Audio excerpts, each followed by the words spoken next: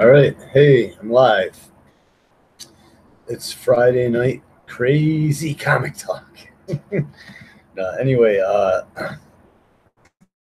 I'm waiting for a gallon the link right now. It is William Blankens, independent comic book creator, I believe. I don't know a whole lot about him, but we're going to find out here tonight. All right. What's this right here? Oh, yeah, he's been sending me some sneak peeks of his art. It's really cool looking stuff. I can't reveal it to you though because it's a sneak peek. All right, William, I'm Gmailing you the link to join me. And now I'm going to screen share.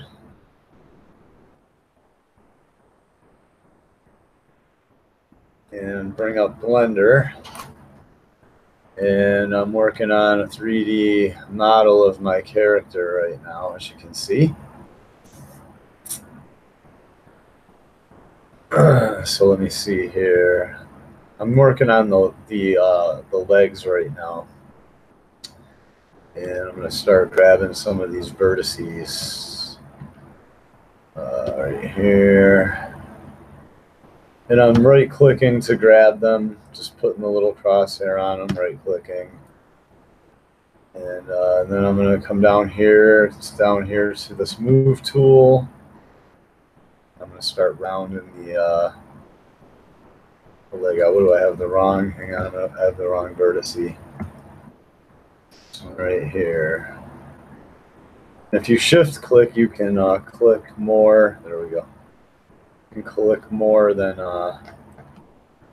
you can like consecutively click things. Looks like I need to, someone in? Someone here? Yes, Stuart. Hey. Hey, it's William Blankens. Hey, if you got your, if you have YouTube open, you might want to close the YouTube page or shut the volume off. No, I got I got YouTube. It's not open. I think it was just from my headphones, but I turned it down a little bit. All right, cool. Yeah, let me know if it echoes at all. Nope, I hear everything sounds fine. Everything sounds cool. Fine. Excellent. I was just working on some 3D stuff here, waiting for you, but I'm gonna close that out for now. So let me save that. So how you doing anyway, Will? Will, I can call you Will, right? You there?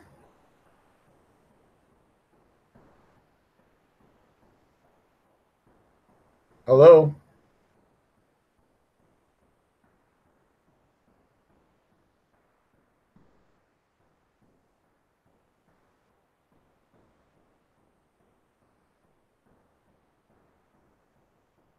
I think we lost him. You there, Will?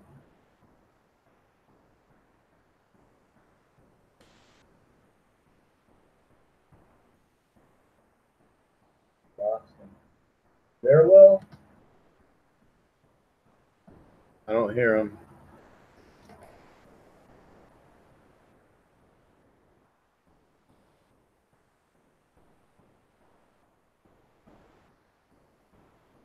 Why is my cap always cap thing here? William, did we lose you? Did he get booted or something? Something happened. I don't know. Join group chat. William Blankenship left group chat.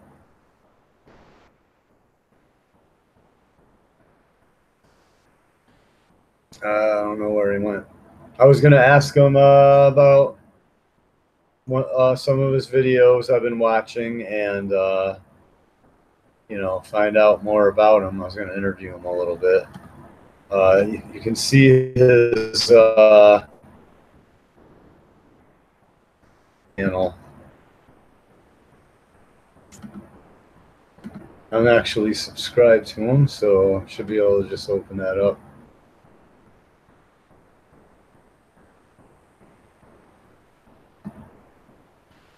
All right.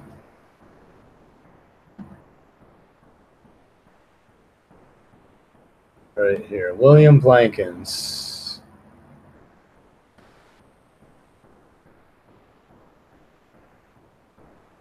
Oops.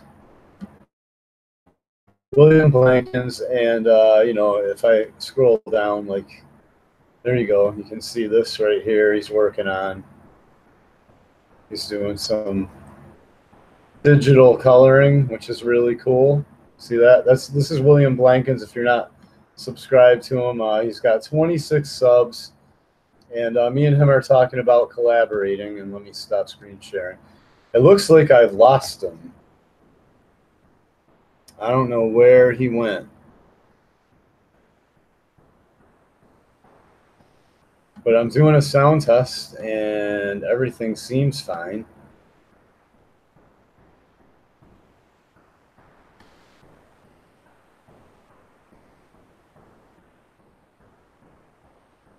He is.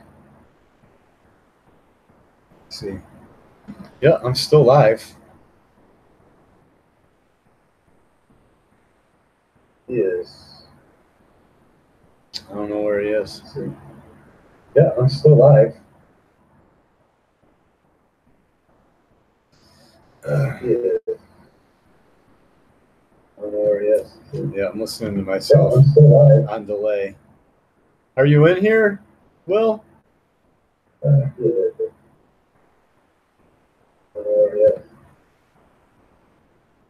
No, it says just me and one viewer. Well, if he decides to come back in, I guess I'll, for now, I'll just work on this.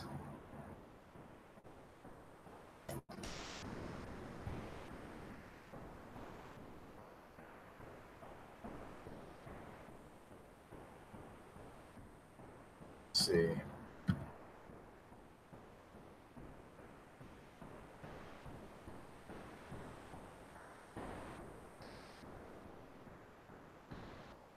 All right. I think I'm gonna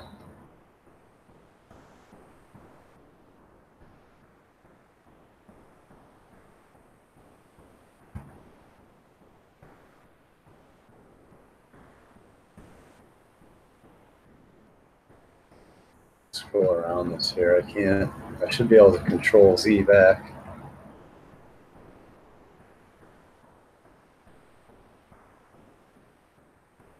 Nope. Because I'm thinking, no, that's right. This is the way. This might, I'm thinking, okay, so these vertices right here, I have to come over. I'm just trying to round out this leg right now.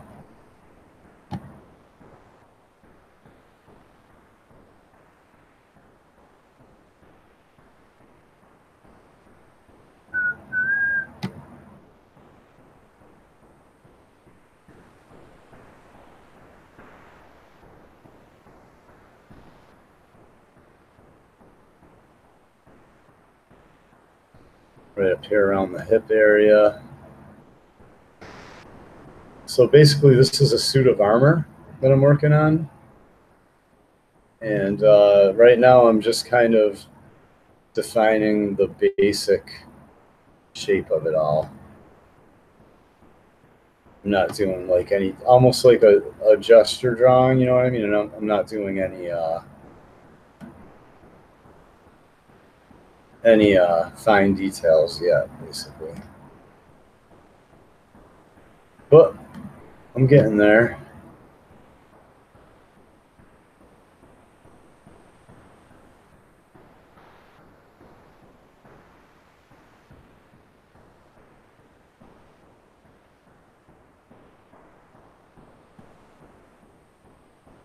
Oops, I had to move this on the wrong axis.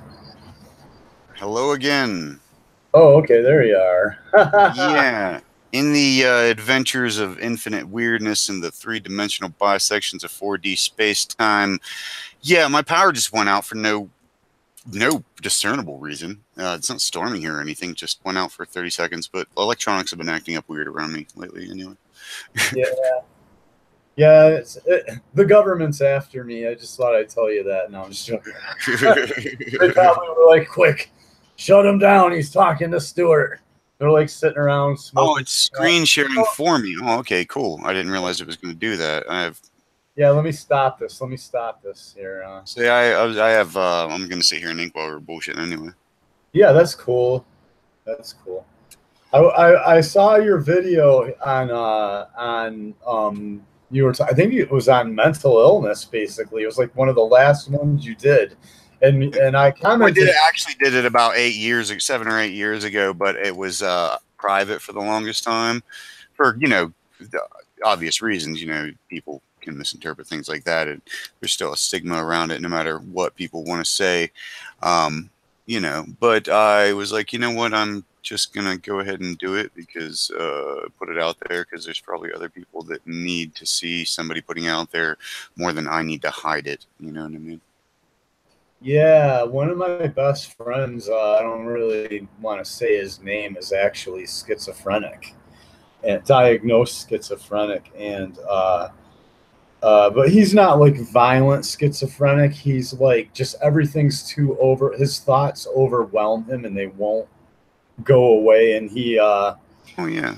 when he was younger, yeah, like he can't just, if he doesn't have medication to help his like neuron processes fire, then just everything's overwhelming and he'll talk in like clicks and bleeps and you won't understand anything he's saying, and just he can't function. He just cannot function. He becomes like, socially inept. And but when he was younger, he dabbled around in psychedelics, basically is what happened. I don't want to say dabbled, like he really took a lot of it. He was like trying to explore the psyche and all that new age stuff. As lost wanderers tend to do. I've been there. Yeah.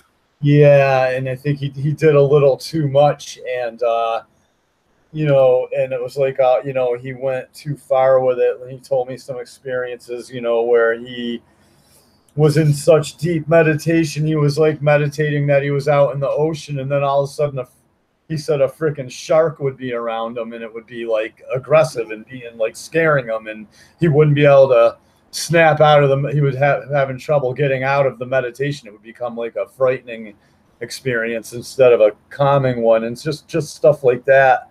Well, I mean, I have a lot of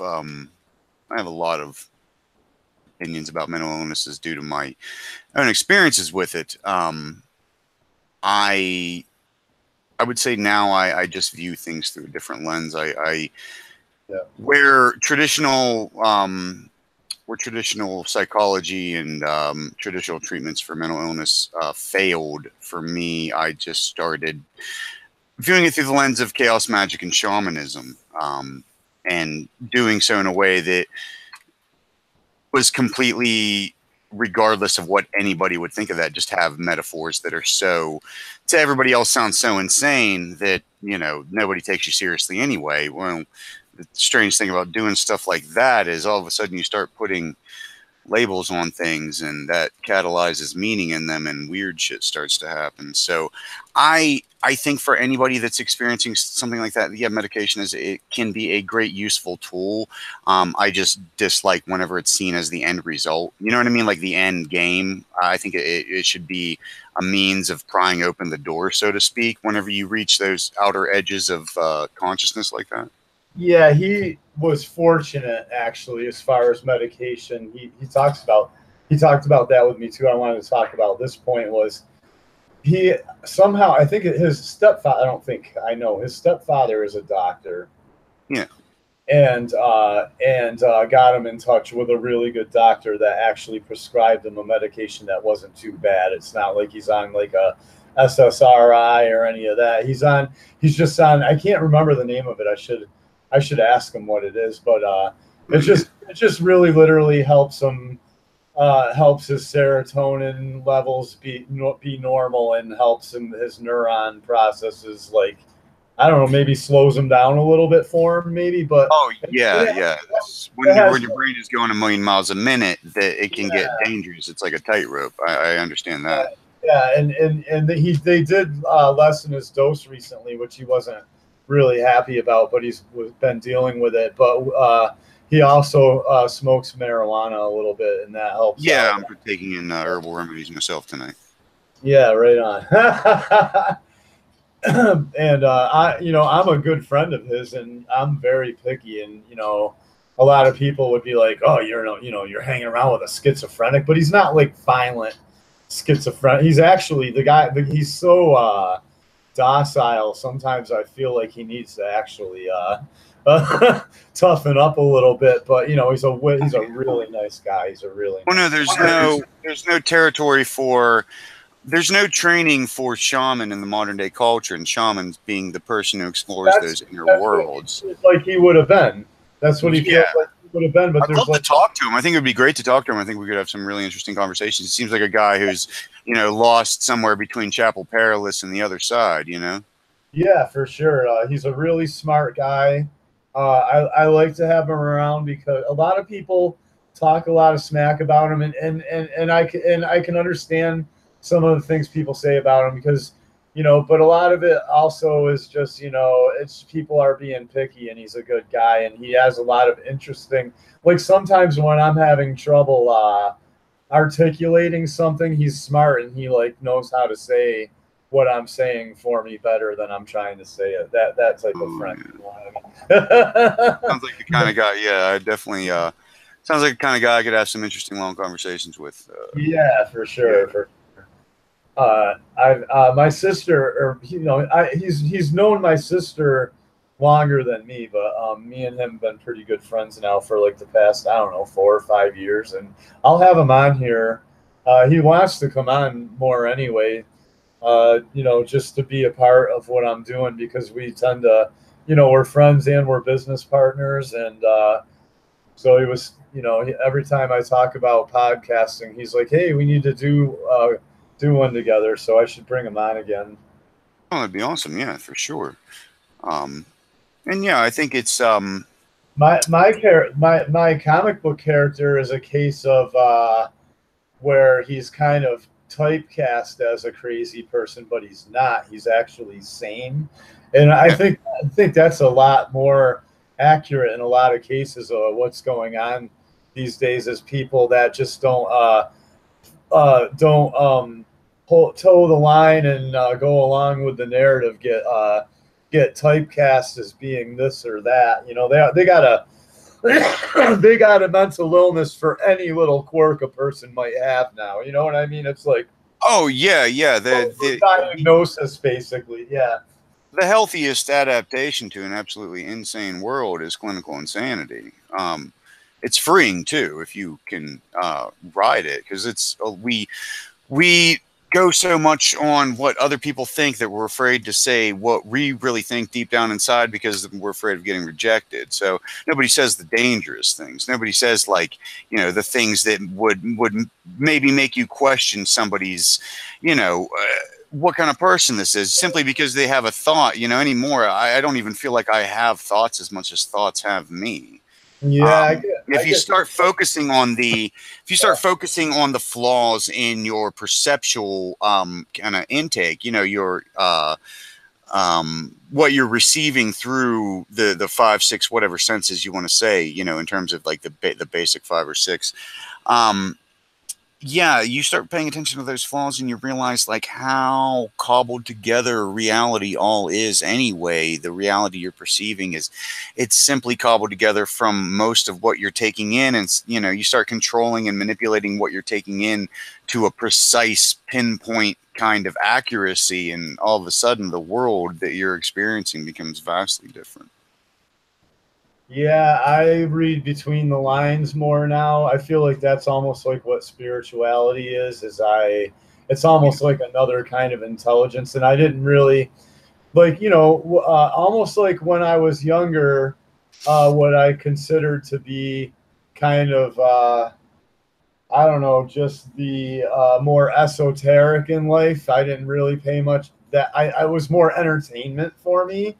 Yeah. Now I look at the esoteric and a lot of the stuff, you know, horror movies even and sci-fi and all this stuff almost as like, you know, what might be going on in some respects.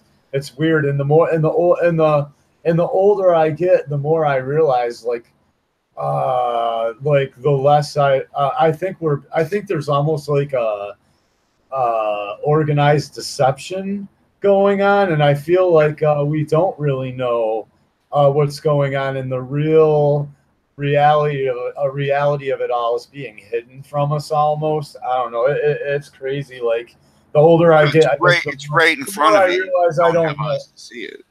Yeah. Yes, for sure. For sure. Right Yeah. there. You just Right. have to you it doesn't matter if it's telling you the story your entire life. If you don't know the language, you're not going to get the message. You know what I mean? Right, right. And that's what kind of like what spirituality is reading between the lines on things like you know, when you can see bigger meaning behind a small little event. I can't even think of an instance right now, but you know, it's weird, but I Synchronicity, so to yes, speak. yes, synchronicity is the great word for it, or what a lot of Yeah. people would call coincidence. You're right. Yes, Yeah, synchronicity. I'm a student of synchronicity, so it's well-worn territory for me. I feel like synchronicity's been off the hook lately and weird too. Like I don't know. I feel like the synchronicity factor and the weird factor are like increasing Oh yeah, lately. yeah. The What do you veil's think been of getting a bit that? thin lately. Huh? The veil's been getting a little bit thin lately. Yeah, that's what I feel. I feel like spiritually, everything's starting to come to light, so to speak, and maybe, you know, we are gonna pretty find out the truth here pretty soon, and I hope people are ready for it. Oh, Because who it's knows what the hell it's going to be? It could be anything. I mean, dude, I get the feeling that they are hiding so much from us that we can't even, like, we're in a whole nother reality than like oh, what's but we've really going on. adapted to it too. We've adapted to it because back whenever Bush Jr.'s administration, the idea that the entire government was spying on you at all times was not an acceptable reality. It wasn't an No, acceptable no, you reality said tunnel for most people. dude, And that was now that is a like, reality we have accepted, and that we just accept it. You know, Alexa, could you bring up my entire fucking FBI file, please? yeah, Sure. You know, yes, now that's an acceptable. We're adapting to the weirdness to the point where every once in a while you have to look around and go, yeah. "Oh shit, this is getting What's weird that? as What's fuck." that? You know that little picture people put up. It shows a old black and white photo, and there's like a man and a woman, and one of them's like, "Shh, I think we're being tapped," and then it shows the next panel shows the future, and it shows they're standing there, and the lady's like, "Wiretap, can you please like bring up the weather for me?" Yeah, yeah. Yeah, no, we're like, yeah, no, we're being tapped now. We're being, you know, we're all being watched. Yeah, no doubt. It's crazy. Yeah, and it's gotten so absolutely weird that there is no it's not even rejected in any way by your mind anymore. You just accept it like, yeah, let's just hope that they're not gonna fuck me with it. You know what I mean? Like Yeah, right. that's all it's all it is anymore. And I mean, if you look at V I for worry so. Vendetta, the idea of just cameras everywhere, not but 30 some years ago, if that was seen as an idea so ludicrous that it was the imagery that Alan Moore used to show this was a Yeah, the you scary, know, the scary go thing ahead. is to us ludicrous, but if you're like 5 years old right now, it's not Oh ludicrous. yeah, yeah, man. Like, These like you and I. How old are you? I'm sorry, you know, or I'm about. 35. Okay, so you're old enough. You know what I mean? You Yeah. remember pretty much the early '90s, right?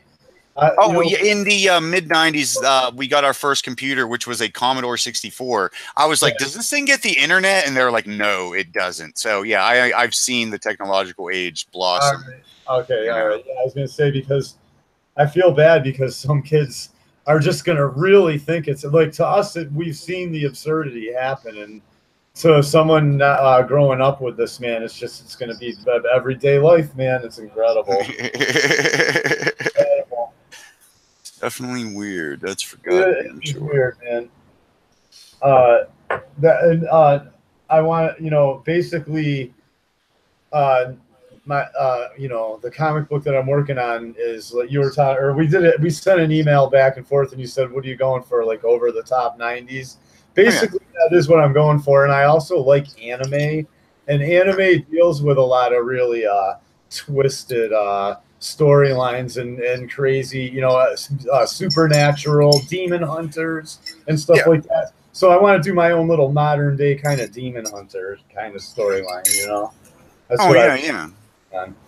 But We're hitting those nostalgia cycles too. So it's you kind of just expect that. Yeah, there's I don't know. There's a weird like 20 or 30-year cycle where it's like in the popular culture it's a 30-year cycle where it's like the stuff from 30 years ago is what's popular now, like nostalgia for that time period. But it yeah, seems like in fashion the cycle is more 20 years, because I remember in the 90s, flare-legged bell bottoms came out, and that's more of a, I don't know, sure did. that 60s and 70s thing. That's right. Bell bottoms were popular again. I was thinking So about that the other day. it seems like the fashion cycle is like a 20-year one, whereas the popular culture cycle is more like a 30-year one. Yeah, I could. Yeah, that seems about accurate. It seems like we're going into another. I don't. Or it seems like we've come out of another '80s almost. Maybe I don't know. It's weird, man. We're going into another '60s maybe or something. Who knows? Another It's seven.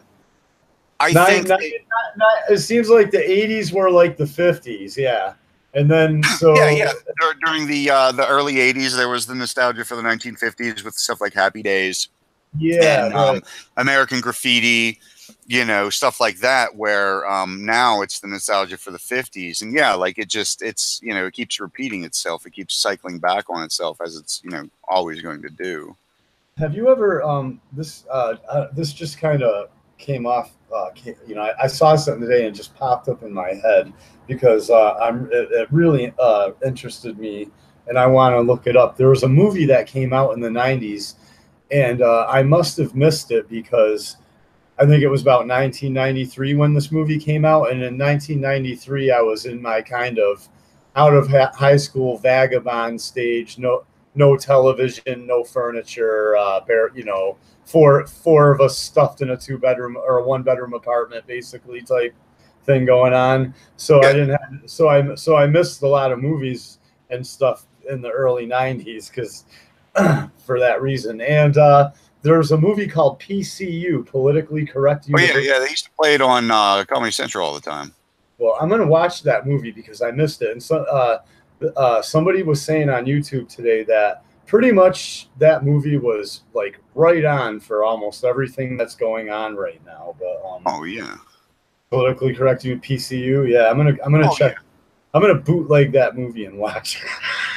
It's cheeseball, but it's cheeseball in the way that you expect it to be. You know what I mean? But like now, like you said, now it's going to be even more relevant given that the way everything's turning out with all this just absolute bullshit identity politics. Yeah, huh? I am so fed up with it, man. I'll tell you, man. Like, and I'll tell you this too. If I know the people that we are facing, that Comicsgate, or not we, I'll just say Comicsgate because I don't know if I'm literally part of. The problem is I know how they work, and I know that they co-opt everything, and that was my point. My point Yeah. is if I know them, they've already co-opted Comicsgate, and geez, who do you think it is? It's got to be some of the most popular people in Comicsgate right now, I would guess, but I can't prove that, and I don't want to sound psycho, but I know how these people work, and there's no way they have not co-opted Comicsgate already, and you just got to But put that's it. the thing.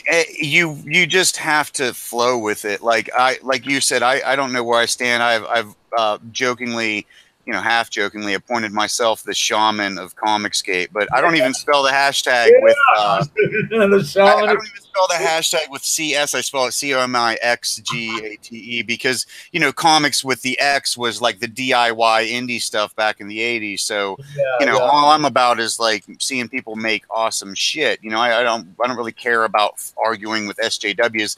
I'm going to use visuals to piss them the fuck off. I'm an extremist, and that's why I like characters like Wolverine. That's like why I like character. I like I like the underdog against all odds, Clint Eastwood, whatever you want to call it, Charles Bronson, Yeah. vigilante, can't realizes there's no justice besides, you know, making your own justice. Modern day John Wick, you know, is Right.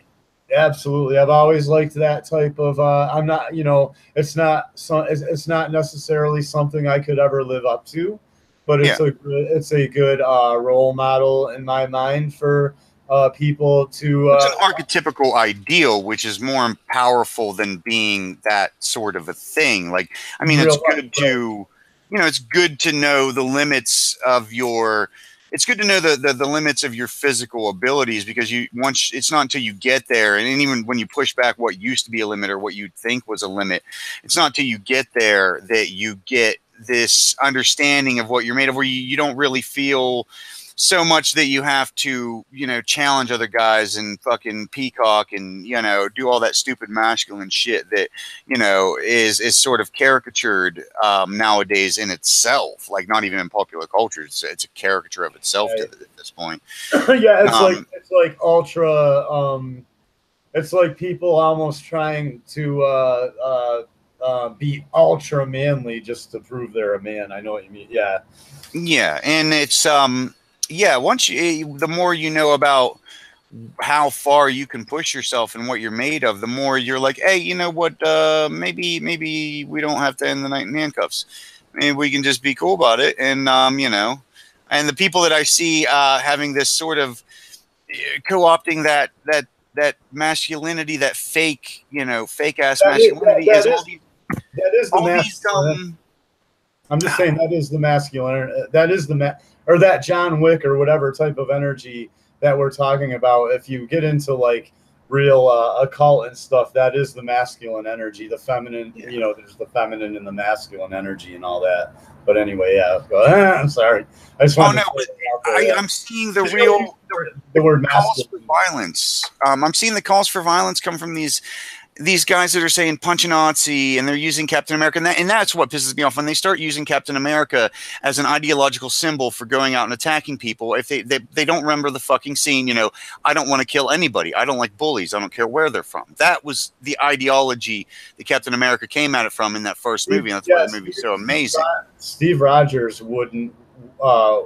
Steve Rogers was all about making sure the right thing got done. Yeah, he was a defender. He wasn't the guy who would incite the violence. No, you know what I mean? No. Captain America is about as upright and righteous and not in a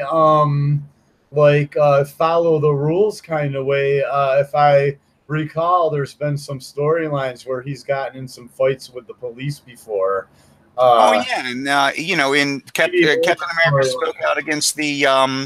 spoke out in ways that were as if he was speaking out against like the Patriot Act in Civil War in the first one, and that he stood up for what he believed in, even though it wasn't what was patriotically popular at that time. You know, that's exactly it. Yeah, that's exactly it. I mean, I had a quote by Captain America, and it was pretty much exactly that. You know, standing up again, you know, and saying what's unpopular against all odds, basically, type thing. Yeah, that's That's Captain America. That's not being a bully.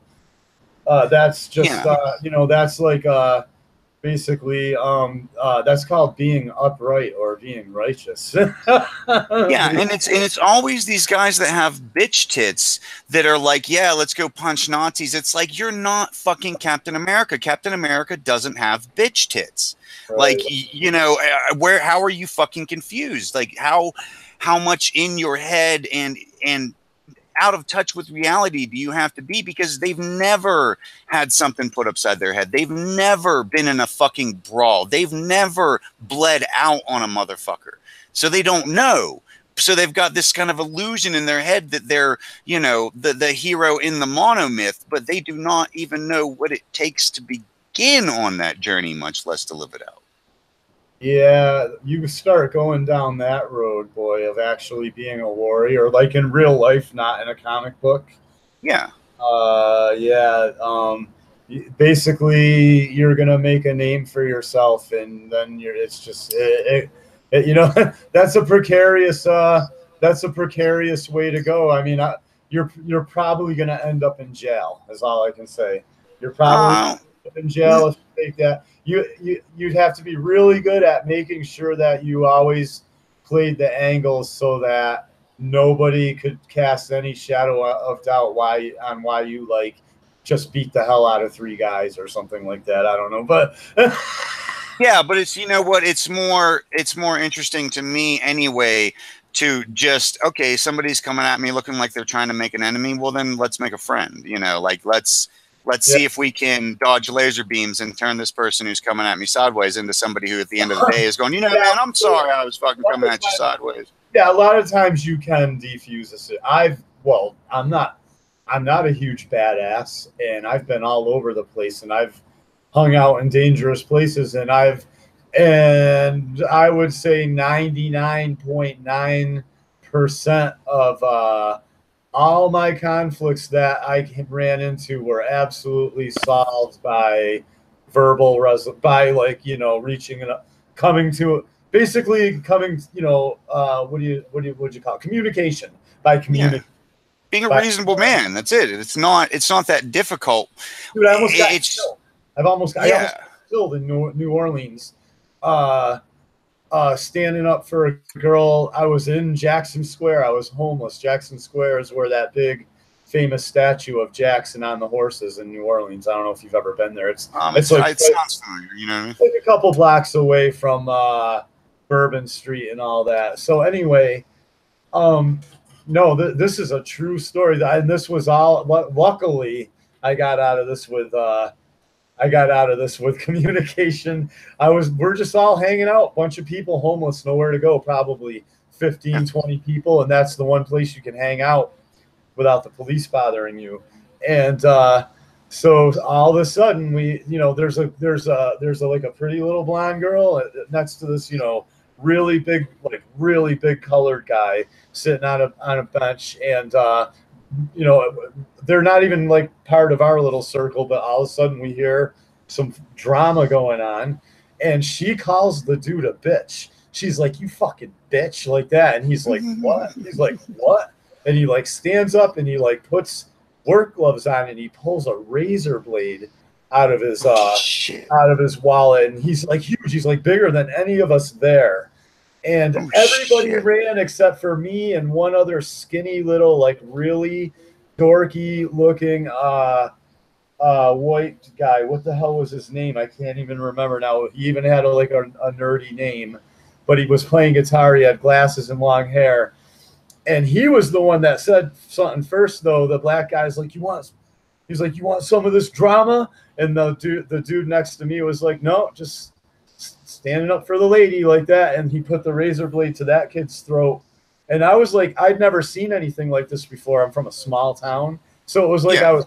I was in shock. It was like I was watching a movie.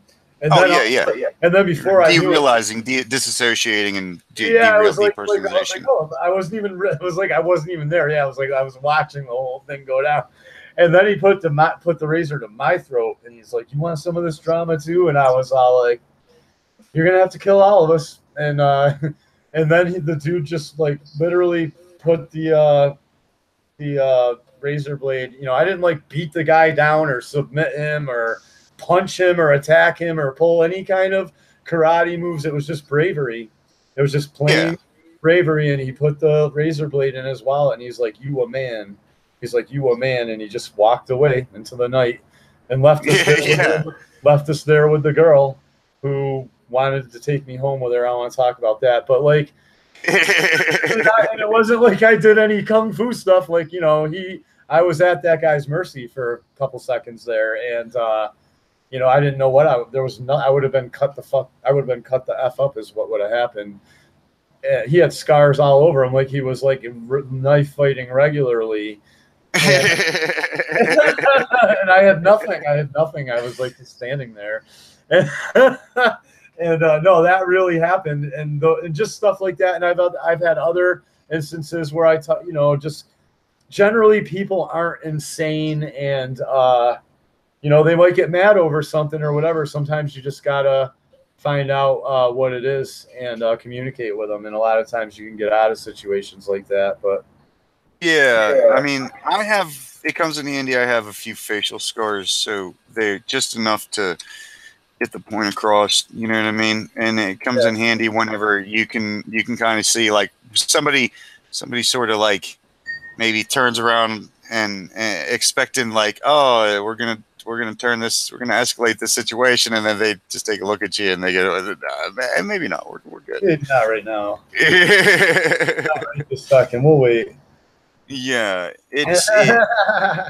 And all see that's the thing. Like all my male friends are like, oh, but chicks dig guys with scars, and I'm like, no, they don't. Like that's just maybe in their fantasies they do, but in real life they see a scar and they go, oh no, this unless we got some trouble, don't fuck around with this guy because he's obviously seen it. Yeah, my sister went through her bad boy phase, and therefore that meant that I ended up hanging around with A some lot of shit. more like crazy people. Yeah, I guess you just want to say. And so a lot of the stuff that goes on in Nut Job is the just absolute drama that I've seen around the party scene with that stuff going on, and definitely some of the fight scenes in my comic book are literally blow for blow, like real fights that I've seen at parties, hanging out with my sister, basically trying to make sure that she's okay.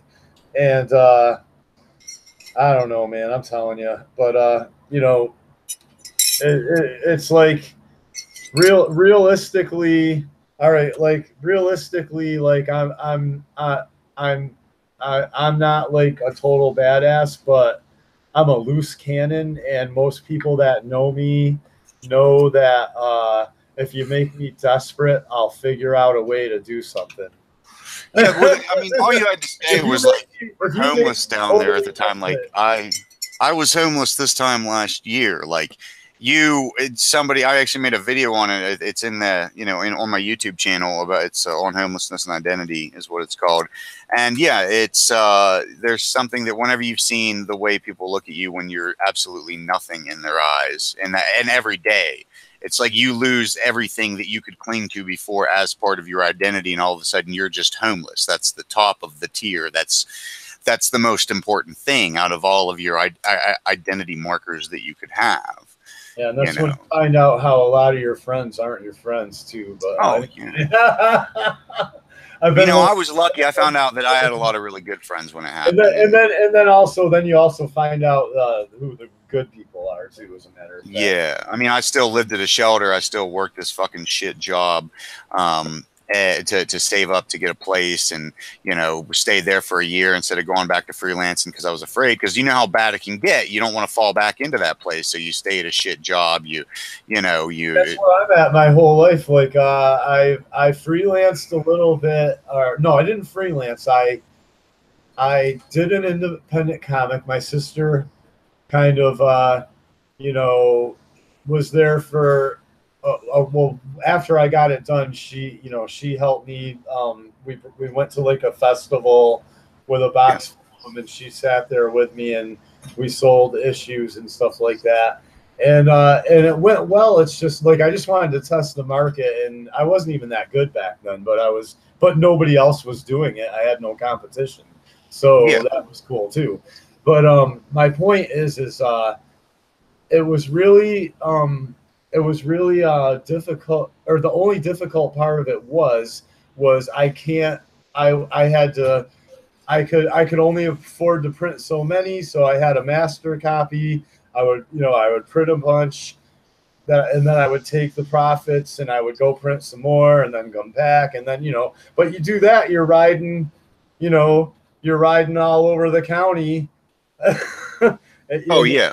you know what I'm saying? And so I didn't have the time. Like if I just basically it was the test went well, and at the same time I realized like it's almost not worth it to do it that way. You got to just be able to afford a mass printing like 10, 12,000 comics. Then you could do a tour and just hit conventions all over the country and maybe sell them. But you know, uh, but basically that's the closest I've ever come to doing any kind of real freelance art. You know what I mean? I've never I never um like I applied to some of the major companies, and I think what I should have done was applied to the independent companies, but I don't know why I didn't do that. I just was like, oh, I'm gonna go to Image. I'm gonna go, I'm gonna go work for Image. I'm gonna work for Chaos Comics. You know what I mean?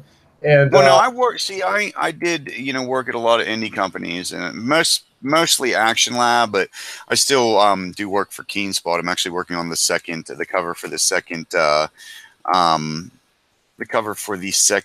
trade paperback for Trump's Titans, I think it's called. yep. The sort of Trump parody book that they're doing, which I think is the only one that I've seen that actually interests me, given the way that he's doing it. So yeah, I've worked in the industry, but I got to a point where I was like, you know what, I'm not going to hit another convention until I have like a body of work, like either a book, or until, people want me there, like until I don't have to worry about filling my sketch lift, until I can do that, it's not even worth me going to a convention. So the last few years have been really me just focusing on the craft and having to, having to really look at, like, why am I doing this? Am I getting joy from this? If I'm not getting joy from this, then is it even worth my time? And, kind of going through that dark night of the soul of it. And I got, I kind of come out the other side of it, like really enjoying making pretty pictures for the first time in my life, I can say, like, without having that, like, it's got to be this good. It's got to be that, that preconceived notion of what it has to be. Do you make all your money, or like, do you work a job now, or do you make all your money through? Well, I quit my job on I wouldn't say a whim, more just out of, like, what, fuck it, sort of desperation.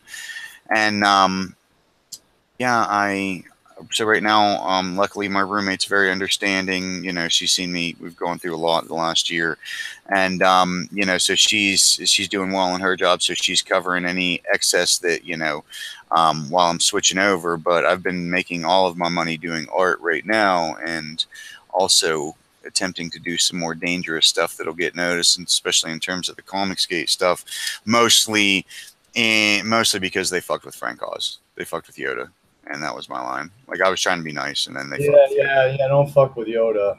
Yeah, Yoda was like the first. For sure. The first teacher on the shamanic journey was Yoda, so it's like, now it's time to use what I know. Not Obi-Wan? Huh? Isn't Obi-Wan kind of shamanistic? Not for me. Not like me specifically. Like, I could see as a warrior. Even you know what I mean? Like that. Living in a cave. But that was the thing that kind of started me out going, like, oh yeah, there's something different. There's something interesting that other people aren't really talking about. Was Yoda and talking about the Force and shit. Jeez, if I had taken the license for Star Wars and they let me move on with all this, like, Last Jedi stuff, instead of doing a female Jedi, I would have done twins. I would have had, like, Luke have twins or something like that. Or I can't say what I would do. You know what I mean? Property's so big and there's so much. That would be pretty cool, though. Twins. Yeah. Yeah. Like, wicked strong. Or I was thinking a cyborg, like this dude. You know how Luke got his hand cut off? Well, okay. Well, then Luke has a kid who, like, gets in a really bad accident, and there's, like, hardly anything left of him, almost like Darth Vader. So he's like the new good Darth Vader. He's like wicked strong with the Force because, like, he's like part computer almost. You know what I'm saying? So he's like perfect with it, but he's human as well. You know what I'm saying? That would have been. Yeah, I think that could be interesting because exploring kind of the relationship between, like, AI and humans, and where in the was it the ship of Theseus theory, where, like, you start taking this ship apart, board by board, nail by nail, and replacing it with a different, board or a different nail or a different piece. At one point, does it stop being that original ship and become a completely different ship? Right. Yeah, those were my ideas for it, but obviously I'm never gonna direct any Star Wars films, but you know what, it's not gonna happen. I wouldn't even want it to be. I don't think I would ever really want something like that, like to helm. I don't want to play with other people's toys anymore. Like, I know that's how I am. Like, they're that's almost like what I'm talking about. They're like, while Comicsgate is supposedly breaking away with the mainstream, they're like, okay, now tonight we're gonna draw Batman, and it's just like it's almost like just all the same shit, and it's like I started kind of in my mind boycotting that stuff back at the very beginning when I saw it all turning into weaponized comics, basically, to force feed me certain, maybe alternative lifestyles that I don't necessarily want to see in my face constantly. Yeah. And therefore, I started really focusing on my own characters and my own storylines. And you would think, like, wow, the fans are going to jump on this because it's something new and it's pretty cool. And I feel almost like there's this like somebody once told me, where money is, money goes. And that's kind of but there is something to be said for what the mainstream industry has going for it, is they have these mammoth, like giant, icons like Batman and Superman that, tons of million, it's just, how do you compete with something like that, even if you have a really good idea? Well, how you compete with it is by making it so craftful that it can't be denied. How you compete with it is realizing that there's a mythology that the world will beat a path to your door if you build a better mousetrap. No bullshit, they won't. You have to put it out there and prove like you guys can't live without this, because otherwise you're not doing enough. You know what I mean? Like I'm not trying to be, like hard. It's just realistic. You're not doing enough. I hear what you're saying. I hear what you're saying. And there was a guy on here. He hasn't put up a video in a while. His name is Richard Friend. And I kind of posed the same thing to him. And what he said to me was, a lot of artists just kind of, I guess, I don't want to say sell out, like, ooh, sell out, but they just kind of sell out in the way that they don't want to take that hard road, and they just go work for the industry. They don't want to take risks. They're afraid of saying something controversial at all. And art is supposed to be controversial. You know what I mean? If you take the controversy out of art, then what the fuck are you even doing it for? Yeah, controversial or beautiful. Yeah. And, and both at the same time as well. Or both. And that's how I am. It's like, I feel like saying, like, hey, have you seen the new Batman, is kind of like, hey, have you heard of Guns N' Roses? It's like, yeah, no shit. You know what I mean? It's like, I do still listen to a lot of the same music that I listened to a long time ago. Yes, for sure. But I also have found new music that inspires new moods and new feelings, new thoughts. And I like to find cool new music every now and then. You know what I'm saying? And that's like almost like a new comic book. It's like, man, that's what we need, is we need some new ideas. And that is sort of one thing that Comicsgate is, I guess, doing right now, is actually some new, they are coming out with some new characters. Some of them are, old characters revised, I guess, but Bigfoot Bill is basically an analog for Earthworm Jim. Yeah, and Cyber Frog is just Cyber Frog, but which is basically it reminds me a lot of, like, it reminds me a lot of the Ninja Turtles in some respects, but not at the same time. But so my nut job character, who I was thinking about calling the Metal Patriot, by the way, the Metal Patriot. Yeah. So I got that written down on my chalkboard, because some people have told me that nut job just makes it seem like he's a bad guy, and he's not a bad guy. He is a scary guy, though. He is scary because the thing about Nutjob, the thing about the Nutjob character is, I want Nutjob to be a physical manifestation of reality, and for people who don't live in reality, when reality encroaches, they get pretty scared sometimes, and that's kind of like, the Nutjob is kind of like that. He's like a manifestation of reality setting, and like he finds out what's really going on. He finds out who the bad element is, or what the bad element is behind it, and then like he, you know, he's a zealot. Yeah. He'll blow up the fucking town to, you know, destroy the bad guy. You know what I'm saying? So.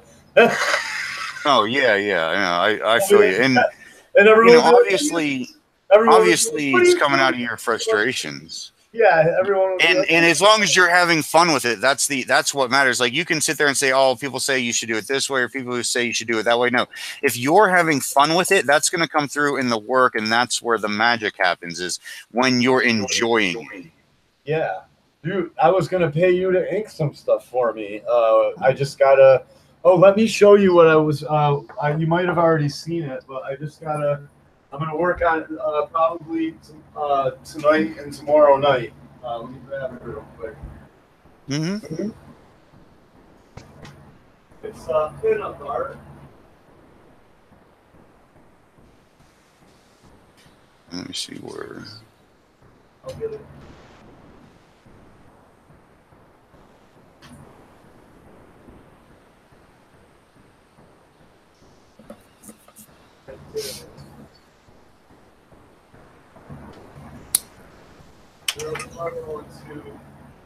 I'll show you this one first.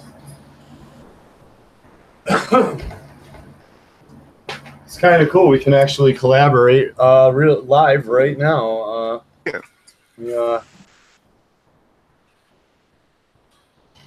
Okay, so here is my character kind of in the air over a city scene. And there's like a dome down here and some buildings. Okay. And,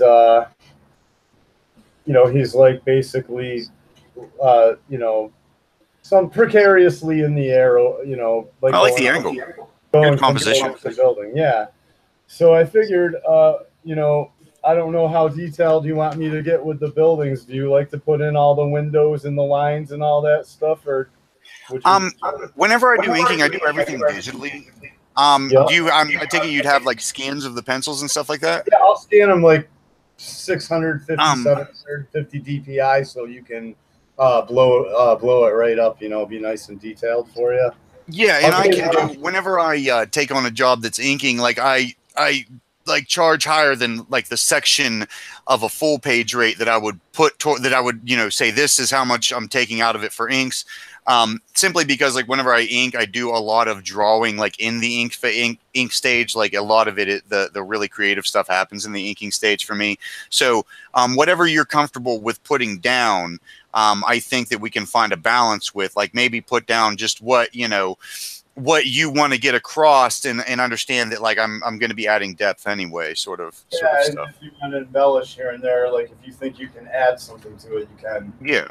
Yeah. All right, that's cool. Let me grab the other one. If I can't find the other one, it's basically him standing on the very corner edge of a building, which is basically close to the viewer's horizon line, and there's buildings behind him, and there's bread. There's some slices of bread at his feet, and there's like doves are flying around him, like he's up on top of a building feeding the doves and stuff. Yeah. So I'm gonna see if I can find that one real quick.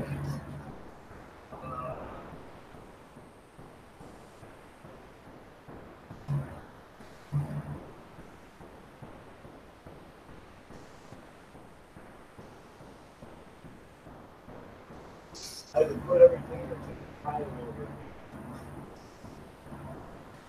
Go ahead and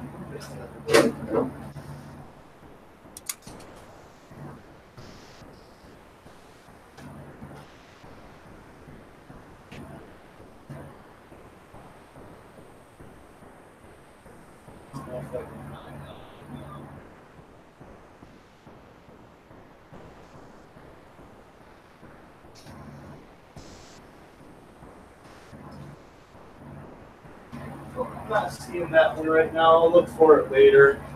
All right, in this way. Here's kind of like a little concept sketch of his armor too. I'll scan this Hmm. and it shows his armor from the front and from the side, Yeah.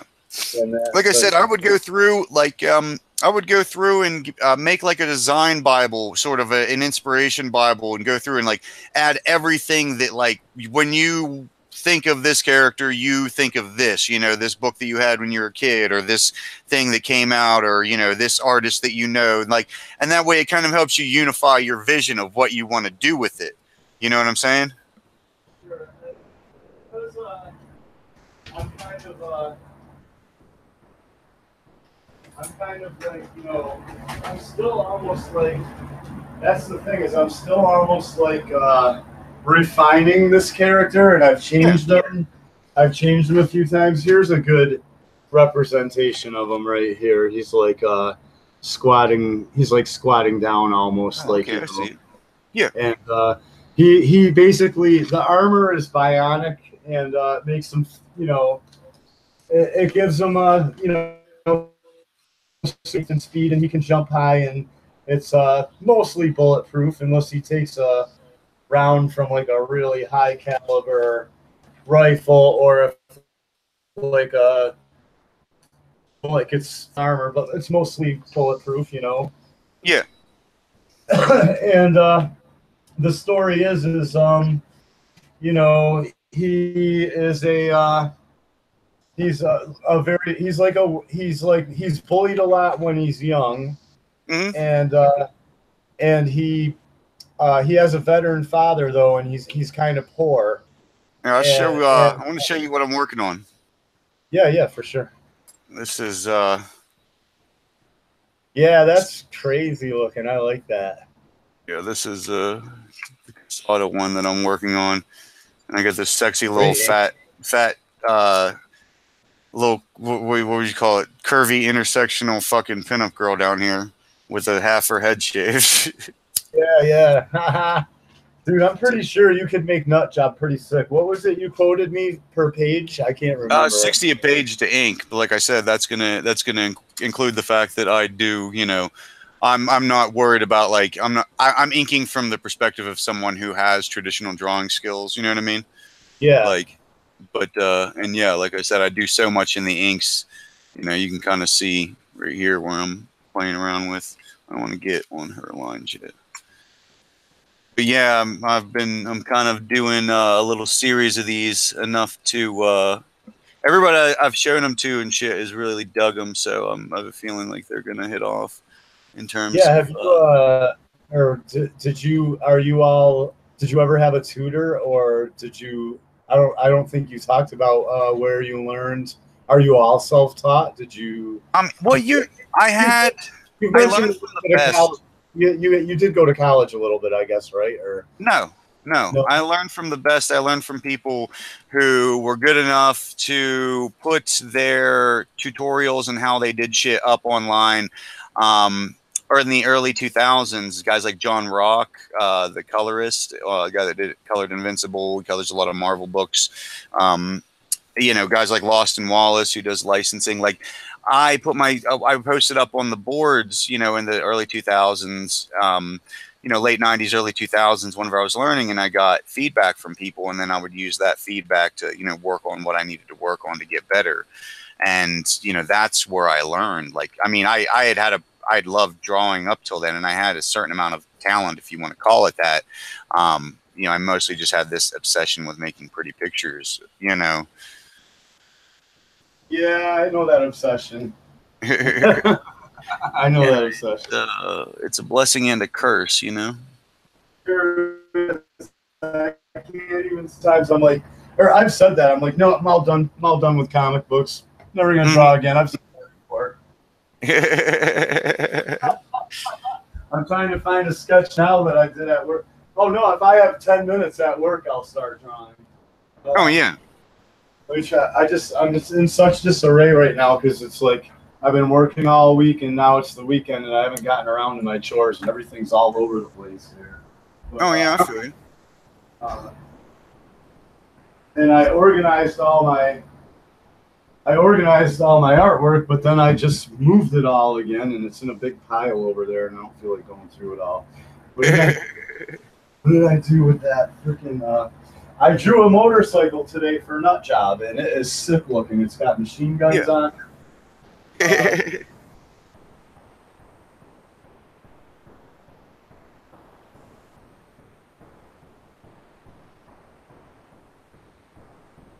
Here I am again. Can't find anything. I don't know what I did with it. It's all right. Whenever you find it, I'll find it later. But yeah, that's that's like how I am. If I have like 10 minutes at work, like if the internet goes down, I'll literally grab a piece of copy paper out of the copier, and I'll just start drawing. And the owner knows.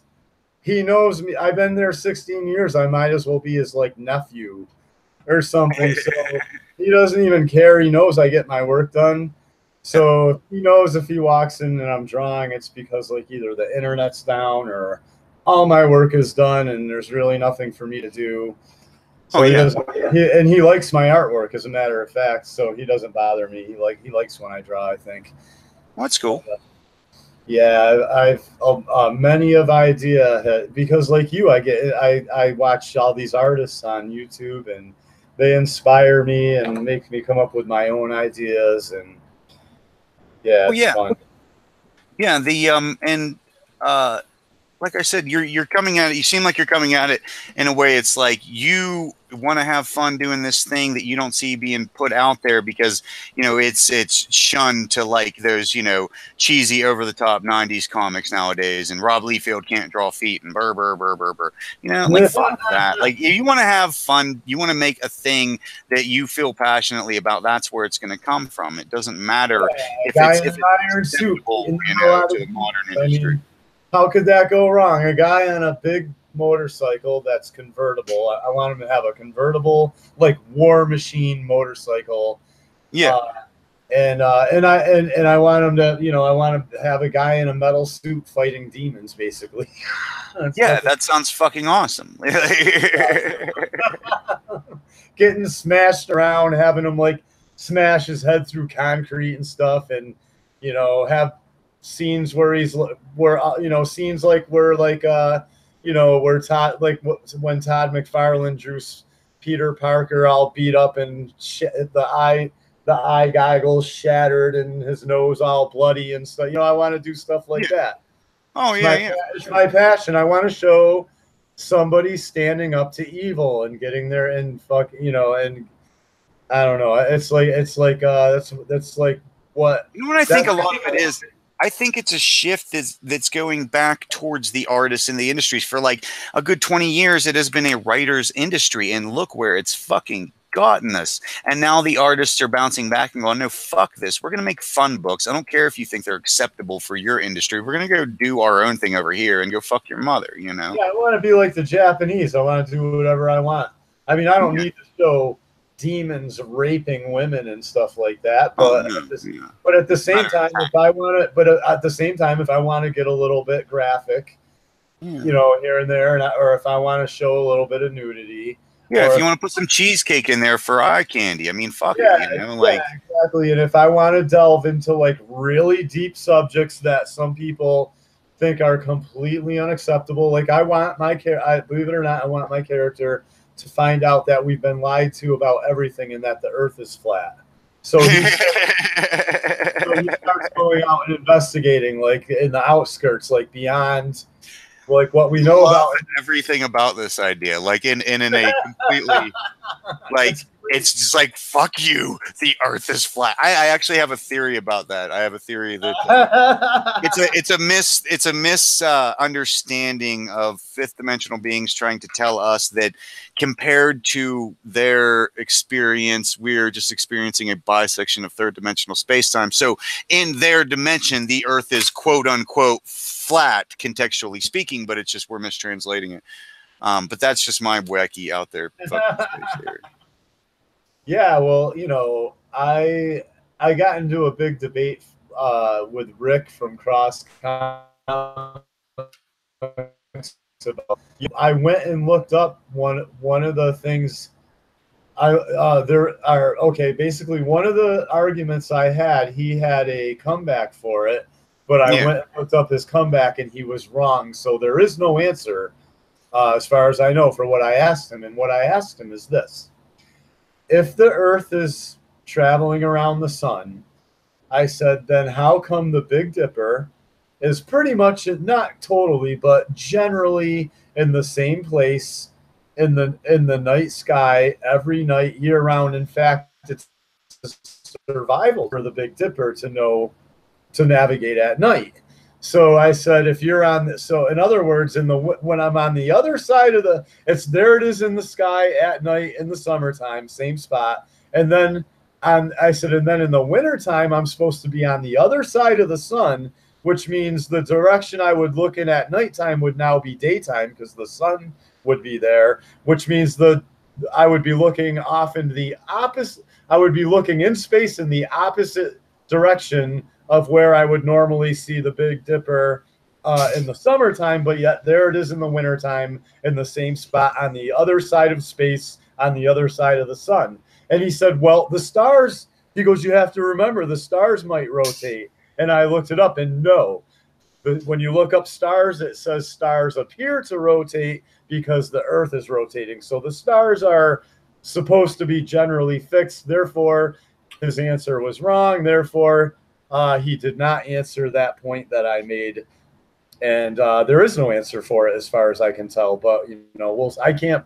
Is the Earth flat? I don't know. I can't prove it. I just think, that more and more I see in my life, I have questions as to what they're teaching us. That's all I Oh can yeah. prove.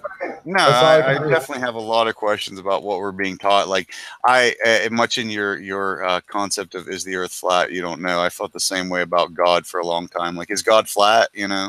Does God have curves? Dealing But with a god in a comic book is actually difficult, and that's another thing I want to try to do with this oh yeah, is bring God into it a little bit. But if I can't bring, I don't want to. There's this dilemma because I don't want to make him too powerful. He's not an angel. yeah. You know what I No, mean? I He's a regular guy. He's a regular guy in a suit, in a little super suit. So, so I can't have. I have to. It's like I have to do a really good job at writing God, is what I'm trying to tell you. And how do you do that? You know what I mean? I guess you look at the Bible. I guess I would have to cross-reference the Bible a lot or something. I don't know. well, But I think I've got at like, least a couple of stories with divinity in them, and it took me a good 15 years of exploring like every theology to get to what I believed in, so to speak. And yeah, like I've found ways to explore those topics in my work, but at the same time, like I my beliefs don't necessitate somebody else believing me.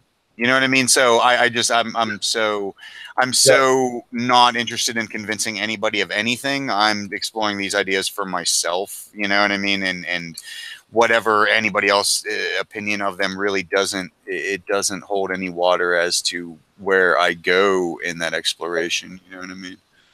yeah. I'm like one.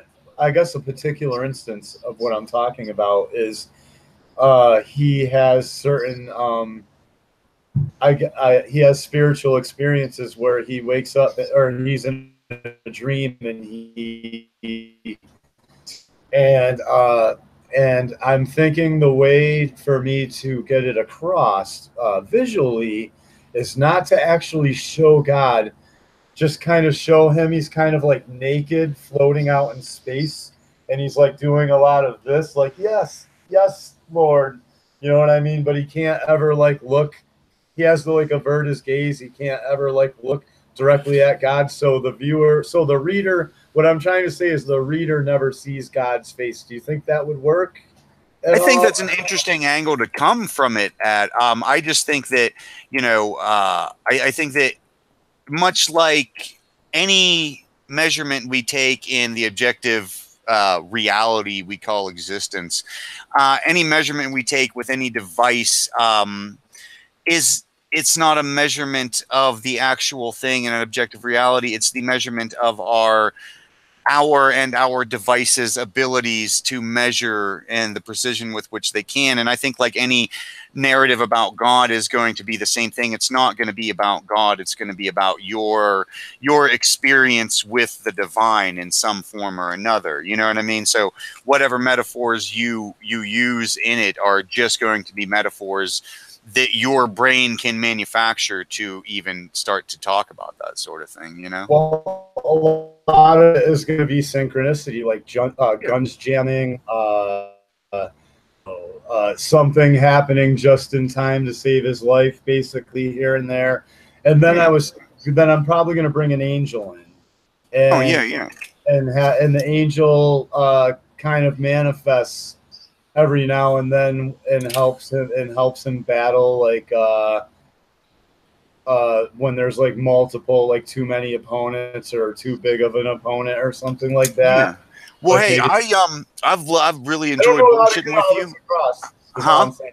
No, I'm no, just no. I've really enjoyed bullshitting with you. I got to go hit the store up before they close. yep, yep, But yep. yeah, I would love to bullshit with you sometime soon. Like I said, I'm gonna get trying to get these done so I can just drop all three of them at the same time. And yeah, we'll talk about like I said, get yourself a design Bible. Get yourself a go through and find all that shit that you love about like the big fucking dumb violent '90s comics, and put it all in one folder, one file. You know, one folder on your computer so Okay. that you can all keep going back to that, and you'll find stuff like, oh yeah, I'm gonna play with that. I want to try that because you know, like it was like the third serious attempt to work on Thunder Chickens that I went through, and I designed everything from the ground up in a way that was like akin to animation, so that I had this solid design. And I'm telling you what, like you'll explore, you know, play with some different things, and you'll find like what about that stuff really excites you visually and what you want to put in there referentially